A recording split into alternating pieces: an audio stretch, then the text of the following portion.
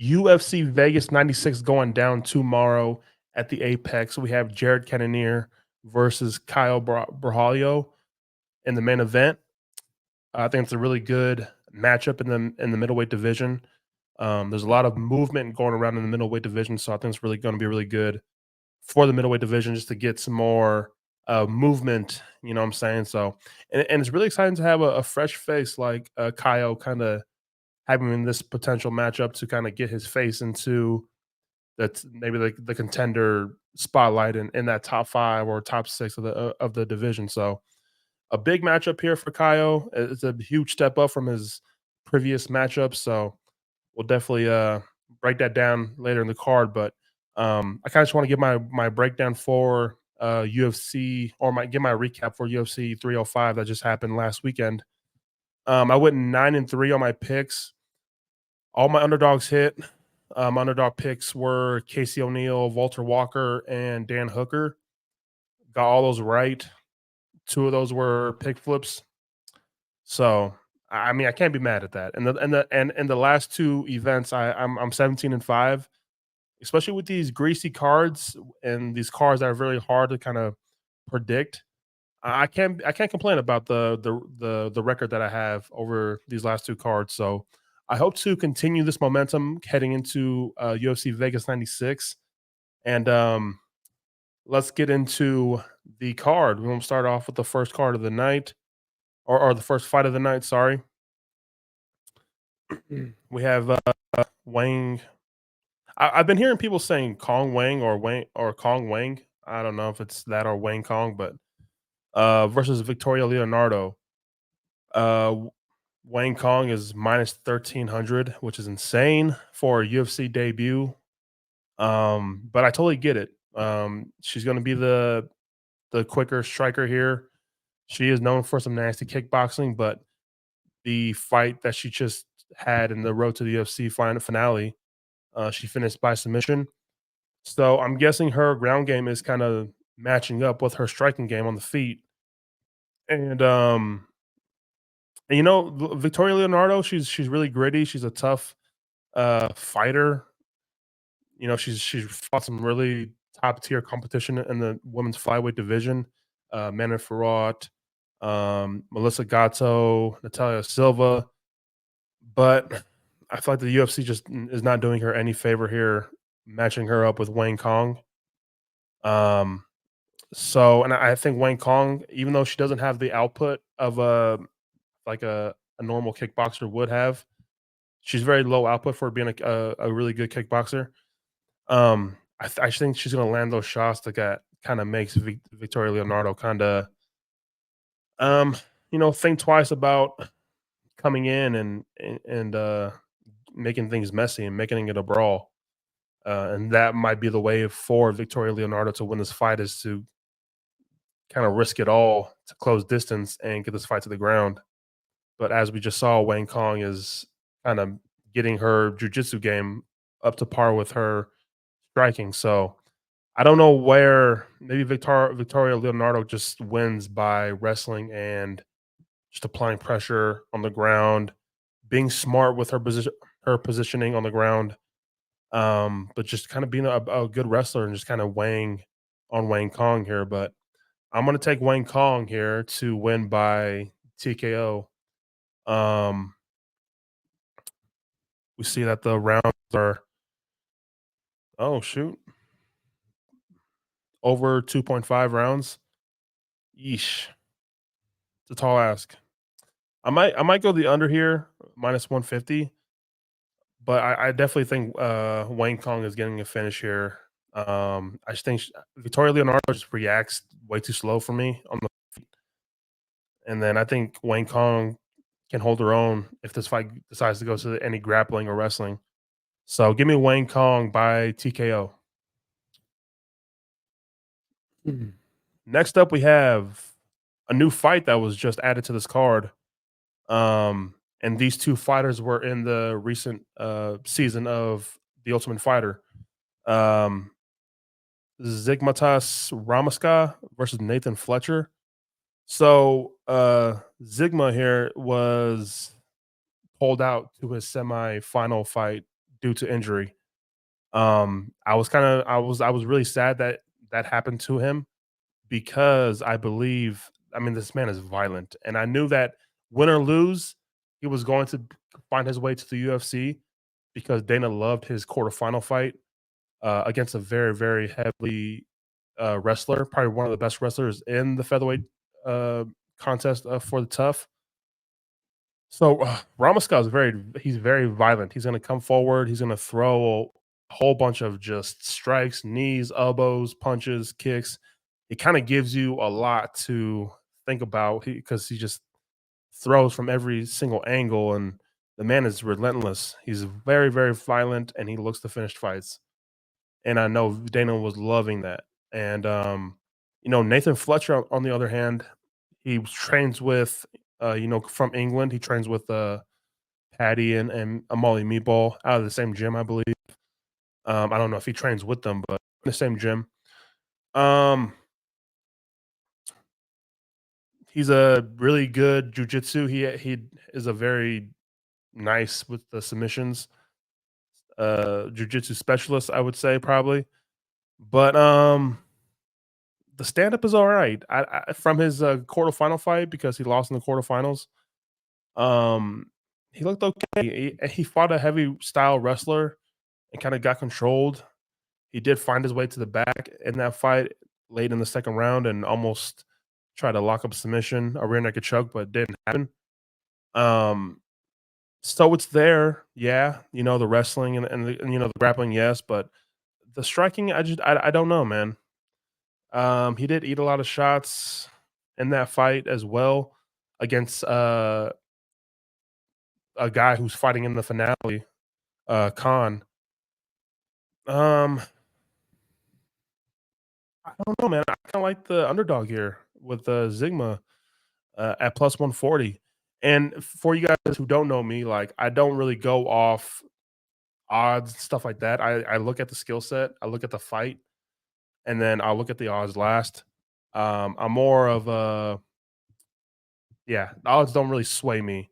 Like yeah, I'll look at the underdog if it has value. Yes, I'll say it, but the odds never sway me in my decision. I'm really looking at skill for skill here when I break down these fights. Okay, so if you guys want a betting channel, there's a lot of betting channels, but I'm here for skill, and then I'll look at the odds last.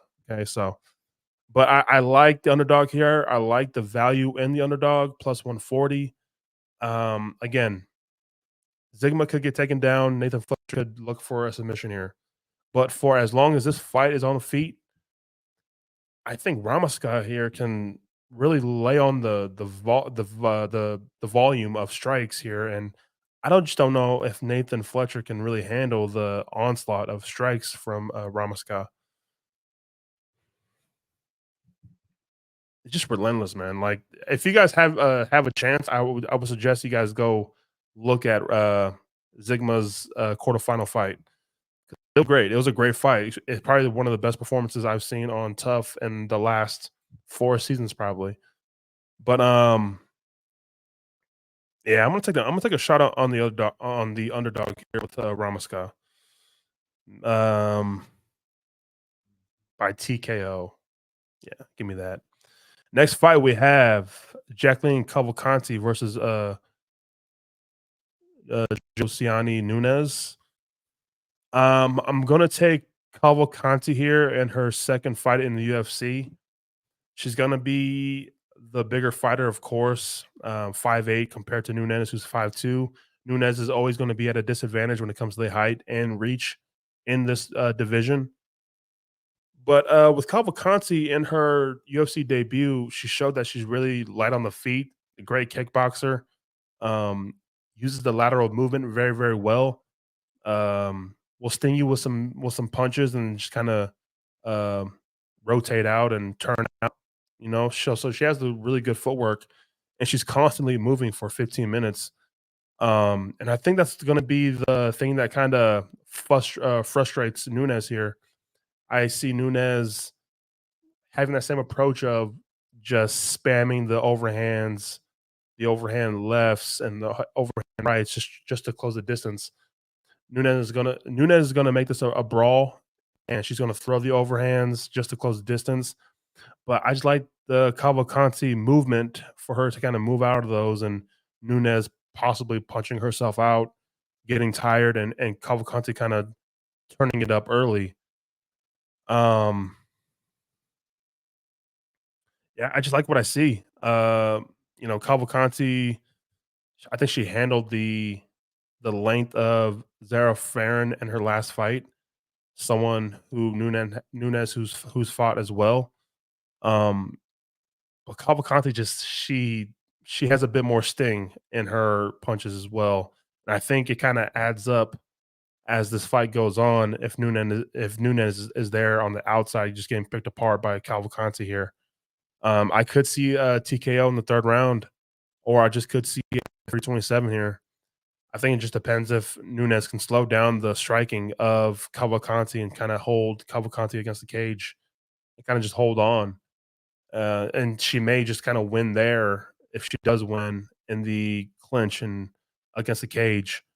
But I'm gonna take Cavalcanti by decision here. Um, yeah, just the better striker, and I just think Nunes just has trouble closing the distance with someone who has the footwork like Cavalcanti. So give me Cavalcanti by decision here. I think shit's a 30-27, to be honest with you. Next fight we have Vyacheslav Borishev versus James Lone Top. I know a lot of people are off the Borishev train, and they probably have been for a few performances in and I totally get it. And it doesn't sit well with me either that Borishev got his ass kicked by Chase Hooper, especially getting knocked down by Chase Hooper, which makes it even more worse. But watching the tape on James Line Top, it couldn't get me there. I really wanted to fade Borishev here, but the tape of James Lone Top, I get it. He's a very good boxer, um, striker, yeah. But Borishev is still a beast on the feet, and he's still a nasty striker, great kicks, and I think Borishev really just the kicks, maybe the calf kicks, the low kicks find its home on James Lyon Top here. And Borishev, I think he barely wins this. I think he kind of etches out a 29-28 here. Um, Again, it wouldn't be crazy if James pulled the upset here against Borishev, but I have to see it first. I think I just have to see it to believe it from James Lone Top to see if he is really about that, to upset here and beat a Borishev who is still a great striker. So I know that fight against Borishev versus Chase Hooper wasn't that long ago. He took a beating and he's kind of fairly turning around early, kind of a quick turnaround. But I still like the striking, man. So I'm gonna take the better striker here, the stronger striker in Borishev to win a 29-28 decision here. I don't feel comfortable with it, but I just have to see it from James Longtop to see if this guy is a business. So give me Borishev to win by 29-28 decision. Next fight we have Zachary Reese versus Jose Medina. Now, this fight has been talked about a lot. I see a lot of people fading Zach Reese here, and rightfully so. I totally understand. And it doesn't sit well with a lot of people that Zach Reese was knocked out by Cody Brundage. But again, in that fight, Zachary Reese was locking up a triangle choke. Cody Brundage picked him up and slammed him, and that knocked him out. Yes, he still lost, but it's the way he lost. This sport is crazy, and a crazy thing happened, and Zach Reese lost. So I totally get it. That loss doesn't sit well with a lot of the fans, but I am not. But I think he had a great comeback win and knocking out Marquez, Julian. Is his name Julian?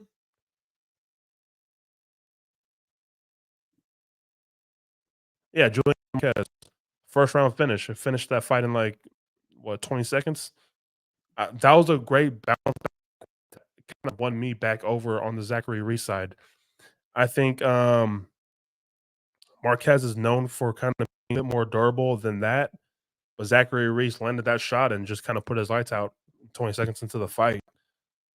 So, and then with Jose Medina coming from 205 to middleweight, moving down a weight class, he looks great. The body, the physique looks good, but again, I don't know if he's that good. Again, kind of like the same thing I had with James Longtop. Like I tried to fade Zach Reese, but the skill set and what I saw just are not lining up with this. Me fading Zachary Reese here. Medina could land something, yeah, because Zach Reese has been chinned and he has been on the ground, knocked down a few times in his fights. So I get it. The chin is still kind of suspect here for Zachary Reese, but I don't even know if Jose Medina is UFC worthy yet. I'm gonna go Zachary Reese here to hold up and look like the minus 650 fighter here. Um, I kind of think he submits Jose Medina here. Reese nasty on the ground. He's gonna be huge. He has a huge frame. I think he has a good frame for middleweight, 6'4", 77-inch reach. He's gonna have the advantage here. Jose Medina is very, very tough. I get it. And then if this fight gets out of the first round because Zacharias hasn't seen a second round yet, things could get interesting. So this could be a really good live bet situation here for Jose Medina.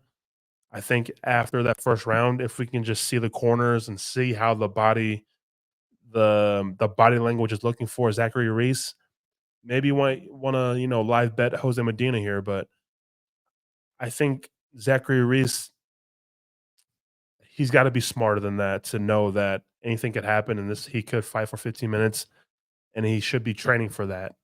So I'm gonna go with Zachary Reese here to look like uh, the minus 650 that he is and get a submission win here in the first round.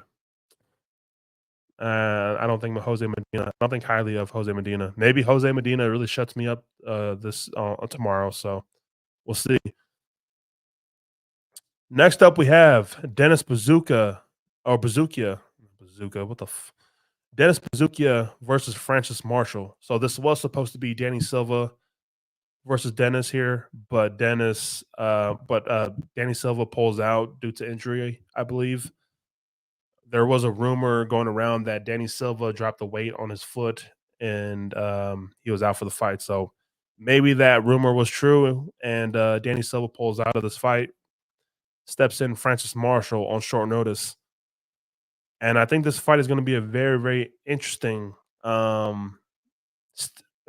interesting close stand up fight, stand up striking fight. I'm a fan of Francis Marshall. I like what I see so far. I know he's coming off of two losses, close split decision loss, and his last fight he got wrecked bad by Isaac Dalgarian. Nasty, vicious ground and pound that got him out in the first round. So and it's crazy kind of seeing Francis Marshall minus 135 here on short notice.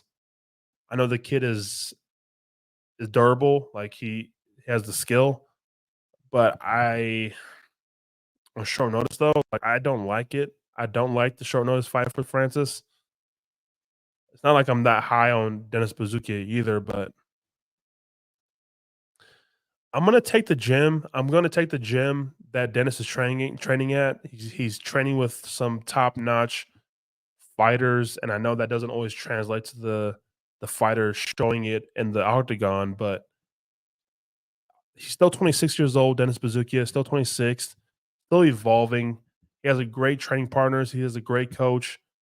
He has a great gym, and I think the s- the style and the skill is there for Dennis Bazooka. So I'm gonna take a shot on the underdog here, Dennis Bazooka to win by decision here.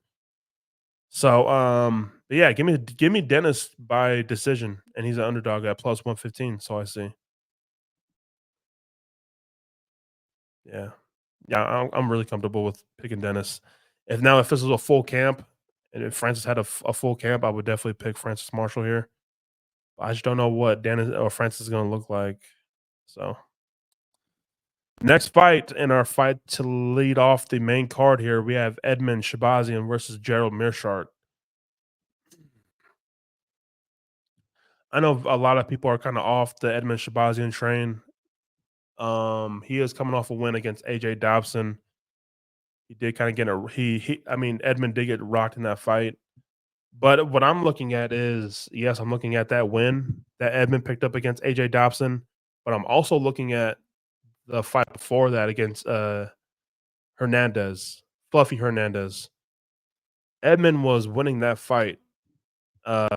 He won round one. He looked great in round one, and he was kind of winning round two, like half of the first half of round two, before Fluffy Hernandez really took over with the wrestling and just kind of Edmund just cut last. The gas tank wasn't there, but it's the relentlessness that Edmund had a trouble with from Fluffy. Edmund had trouble just fighting off the wrestling and for 15 minutes, and it kind of just wore on him. And Edmund was gassed in round three. Fluffy took over and finished that fight. So I think this fight for Edmund Shabazian is a good pace for Edmund. Gerald Mershart is 36 years old. He has a lot of miles on his body. Um, but Gerald Mershart, he doesn't have that wrestling, the offensive wrestling that I can get behind that can cause troubles for Edmund Shabazian. And I think like in all the four losses that Edmund has faced, or all the four losses that Edmund has in his resume right now, I feel like all those guys that beat him are always had the wrestling in the background of wrestling for some reason.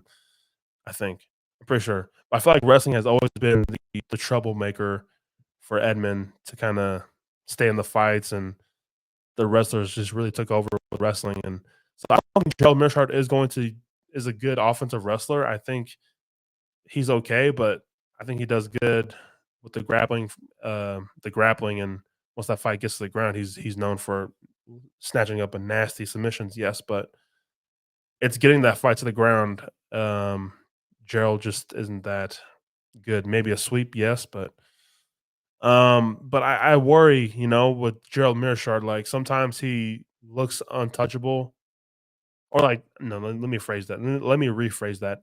Sometimes Gerald Mearshart, his chin holds up, and like he can really fight through adversity, and like the chin is just there. But sometimes the chin he gets hit and he goes out.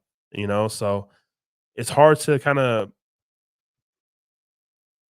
dictate and just it's hard to get a good read on Gerald Mearshart to see where he's at in his career. And it's something that I just can't get behind that Gerald Mearshart is gonna show up for this one against a good striker in Edmund Shabazian. And this is another thing about Gerald Mearshart is sometimes GM3 loves to stand and bang. Like sometimes he doesn't use the grappling at all, and he's willing to stand and trade even with strikers. So I don't think he wants to do that with Edmund. I think Edmund will knock him out if Gerald wants to stand and trade with Edmund. So I'm going to take Edmund Shabazian here. I think Edmund finishes GM3 here. I'm going to take Edmund by TKO GM3. And this is going to be a huge win for Edmund. I feel like Edmund really hasn't shown that he is known for getting over the hump over these names and these staples in the middleweight division. But Gerald Mearshart is a huge name. He's a big name in the middleweight division, even though he's not ranked. I don't care. Edmund still needs that big name in his resume for a win, and I think GM3 is going to be that name on Saturday. So, give me Edmund to finish by TKO in this fight. Let me look at the fight odds. -170 to win by KO. TKO KO by Edmund. Okay. Next fight we have Neil Magny versus Michael Morales.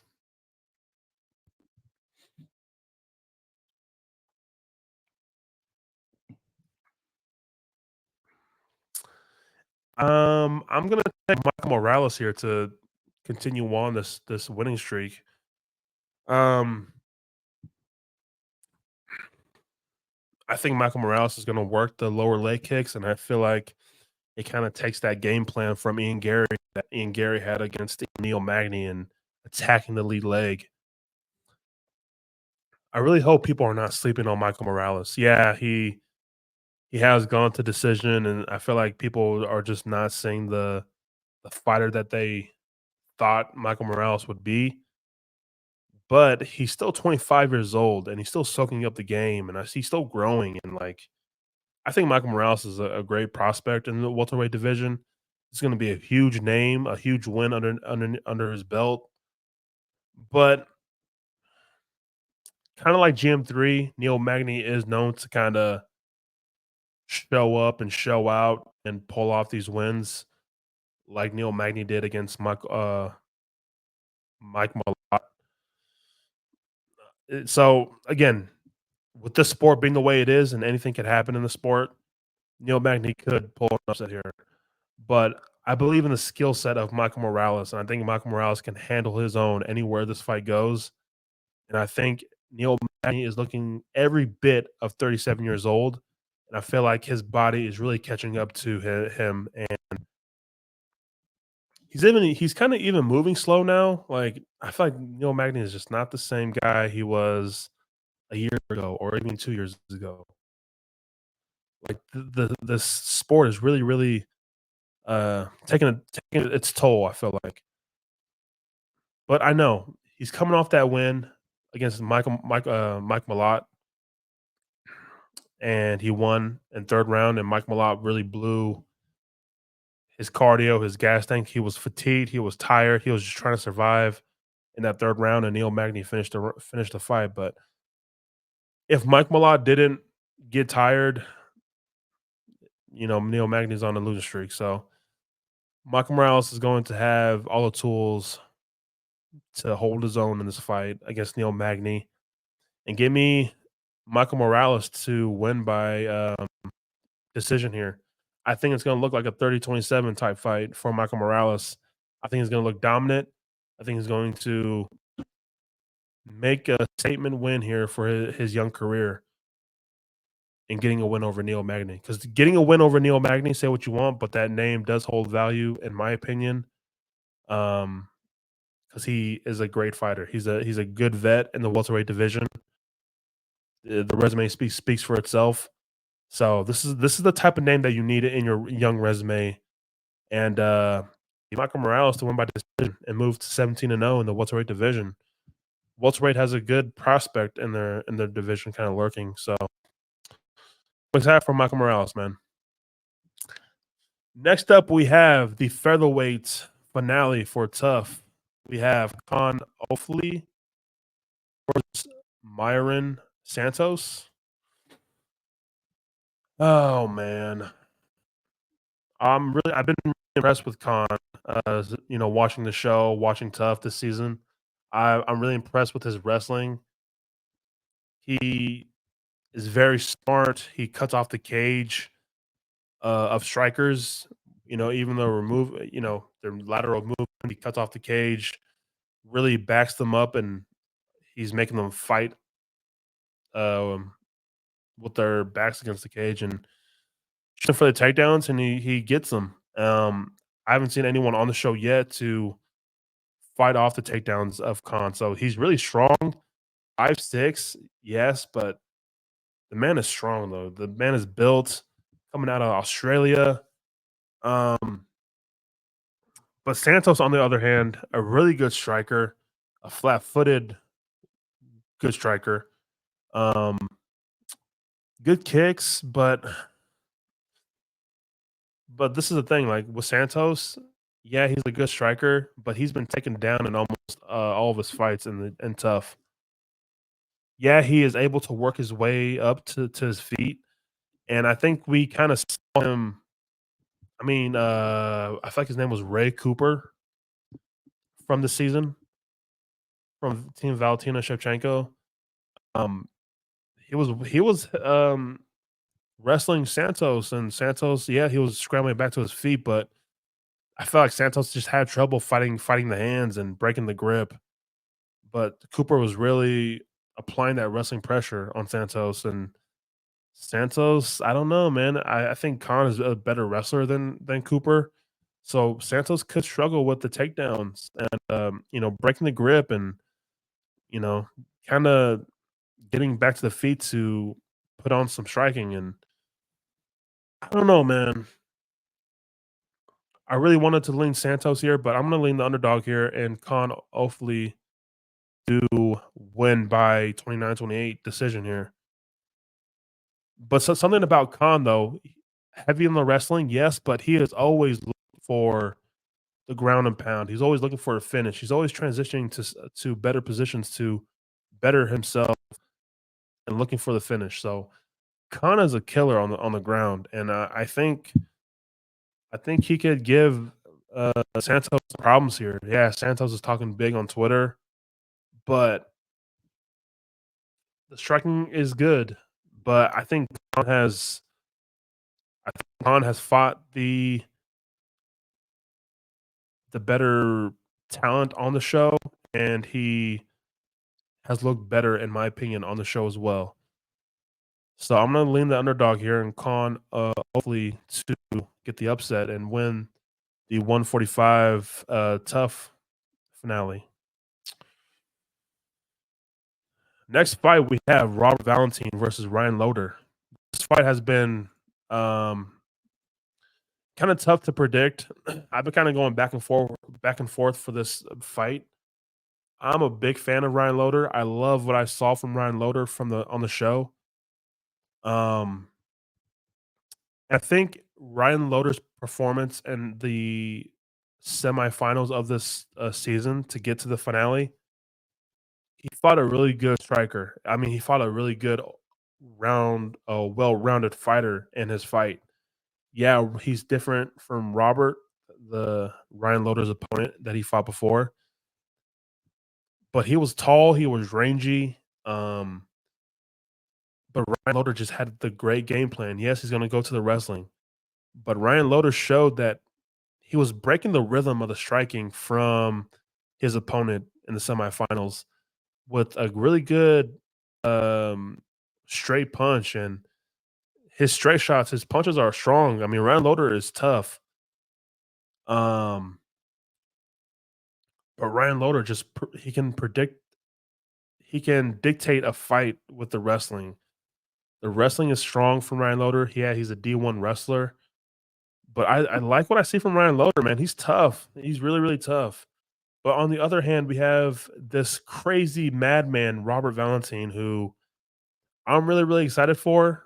Like, I'm really, really excited to see what he can do in the UFC, and I hope he wins in this fight because I think he just has a great personality. He probably brought the personality out and the personality that this show needs in Tough because I feel like everyone is just kinda doesn't show that much personality anymore in the show. Um, maybe it's the lack of alcohol that the producers give to the house nowadays, but anyways, I'm a Robert Valentine, he loves the spinning stuff, he's a great striker, nasty on the feet, but he is kinda evolving and he he finished a fight by a nasty submission. Like, the submission, I don't even know what it's called, but it was slick, it was smooth, the way he kinda locked it up.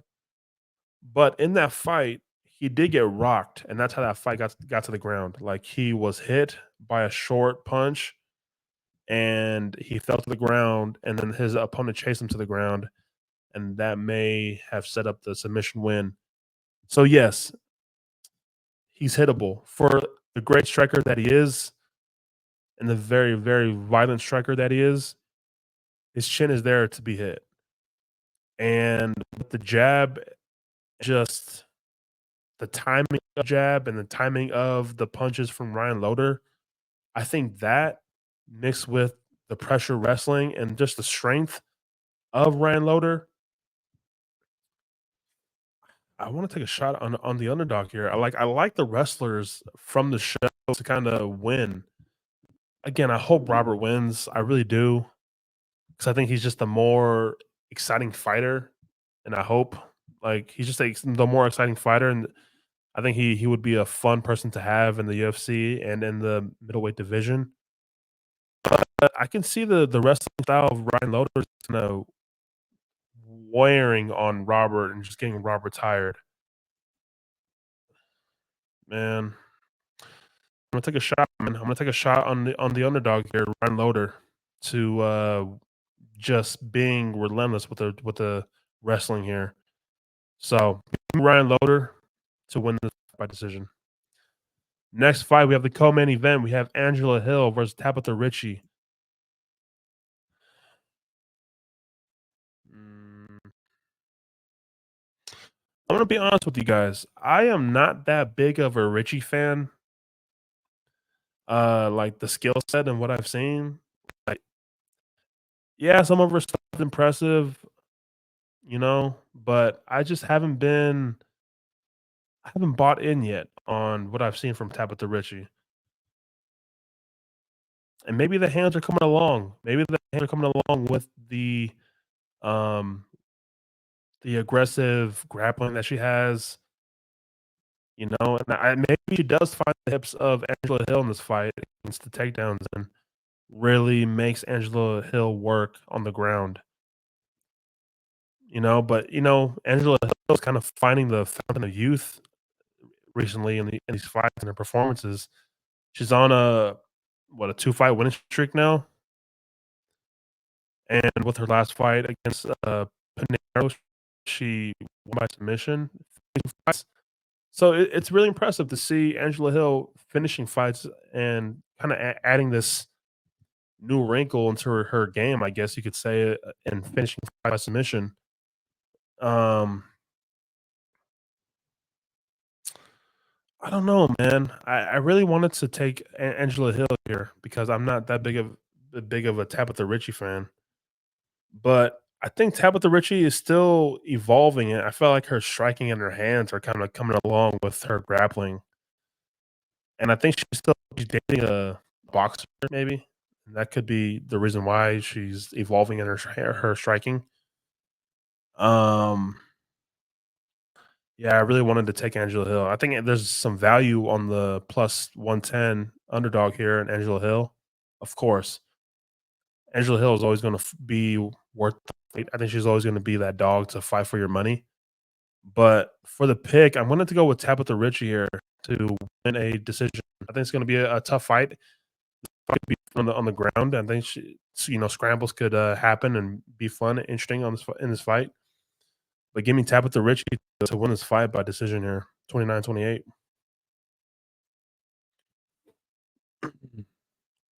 Next up, we have the main event. We have Jared Cannonier against Kyle Borralho. Um, Jared Cannonier is 40 years old, which is insane. Because I feel like just recently he's starting to show that age a bit, maybe. The man is durable. The man is tough. The man is it's crazy. Just his MMA history is insane to me. Moving from heavyweight down to middleweight and just still keeping that frame and the power still there in his hands. Um, I feel like the short turnaround from his last fight and his last fight, that man got worked. Again, there were some close, interesting exchanges in Jared Cannonier's last fight against Imavov, but just a quick turnaround to me. I feel like, especially at 40 years old, that quick turnaround kind of does worry me a little bit. I'm I was thinking about taking Cannonier here. I'm not gonna lie to you, just because I just haven't seen it from Kyle yet. This is a tough and huge jump in competition from Kyle for Kyle. Um, from what he was fighting to jumping up to fighting Jared Cannonier, who has kind of been on the outskirts of the top 5 and even was a fight for the belt. This is huge, man. This is a huge fight for Kyle to kind of prove himself and, insert his name into the contender picture and really start calling out some bigger names in the middleweight division. But I just cannot fade the the gym that he's at. Fight Nerds, um, they're just on a roll right now with Gene Silva, Bruna Silva, who just got a win over Molly McCann. Carlos Prates just finished Li Jingliang, and now we have Kaio who here in his main event. I believe Kaio has went to he's fought 5 rounds only once for this. That worries me a little bit because Jared Cannonier has been here before. So, what does Kaio look like in rounds 4 and 5 of this fight? I don't know, man, but I believe in the gym. The skill set is nice from Kaio, and I think with how many times fighters have been on Jared Cannonier's back, and like I feel like Jared Cannonier has been exposed a bit, and fighters getting his back, and I think Kyle could do the same. I think Kyle could find the back and get this fight against the cage and make Jared Cannonier fight in the clinch, but maybe Jared Cannonier just makes a mental error and Kyle finds the back and locks up a submission on the back. So I don't feel comfortable about picking Kyle Borralho in this fight, but I am. But I don't like it. I think there's a lot of value in Jared Cannonier in this position because Jared Cannonier hadn't really shown the significant slowdown in his career at age 40. He's still fighting strong. He's a good fighter, but maybe this is it. Maybe the Kyle really puts a beating on Jared Cannonier, and then we see the decline of Jared Cannonier at age 40. So give me Kyle to continue the win streak and insert himself in a very, very um, heavy movement in the middleweight division. This is a huge fight for him. Okay, so but yeah, give me Kyle. Um, but yeah, my final picks for this card. Let's go through them real quick. We have Wayne Kong. We have Ramaska, underdog number 1. We have Cavalcanti. We have Borishev. I have Reese. I have Dennis Bazukia, underdog number 2. I have Edmund Shabazian. I have Michael Morales. I have Khan Ofli. I have underdog number 3. I have Ryan Loader, dog number 4. Tabitha Ritchie in the co-main. And in the main event, I have Kyle Borralho. So those are my final picks for UFC Vegas 96 going down tomorrow. Good luck to everyone who is betting. Good luck on your picks. I will not be betting this card. I need to take a break on betting. I need to take a little break on betting. Um, but yeah, maybe I'll become a better better. Um, maybe later. Maybe I'll wait for another pay per view card to bet again. But again, I look for value in the fighters and the matchups. I don't look at the odds first. Odds dictate very little of my decision here. So hopefully I do enough to earn your sub, guys. Thank you guys for just tuning in to this breakdown. Hopefully I earn a sub. Thank you guys again, and I'll see you guys on the next breakdown.